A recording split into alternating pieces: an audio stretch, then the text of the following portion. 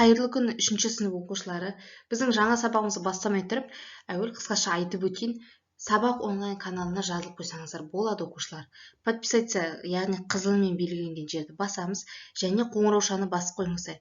Яғни мен жаңа сабақ салған кезде бірден ол сіздерге барып тұрады, алдынан шығып тұрады.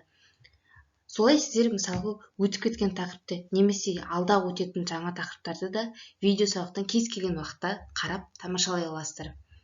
Олай болса біздің жаңа сабағымыз түбірлес сөздер деп аталады, бөлім біздің жобамыз қазақ тілі пәні. Түбірлес сөздер оқушылар бір түбірден әртүрлі жұрнақ жалғану арқылы жасалған сөздер.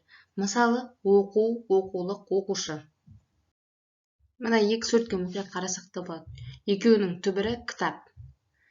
Хана деген жұрнақ жалғанған кезде кітапхана болып өзгерді. Ал ш жалғауы қосылғанда кітапханашы болып өзгерді. Міне, мында қарасаңыз болады, түбірі кітап, хана жұрнақ, ал ш жалғау. Енді қазір сіздермен ойлантап ойынын ойнаймыз. Мен сіздерге мына сөздер берем, сіздер сол сөздердің ішінен түбірлес сөздерді табасыздар.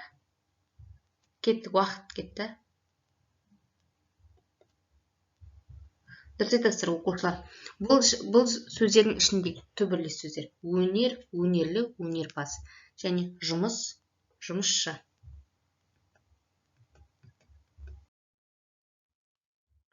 Жақсы, мына екі суретке қарап, мына жан жағында балалар жұрнақ жалғаулар шашылып жатыр. Соны ретімен орналастырамыз.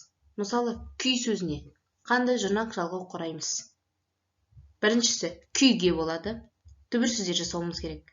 Екінші күйлер, күйші болады. Ал жыр, жыршы, жырлар, жырлар, жырдың. Жақсы балалар, бүгінгі сабағымыз аяқталды.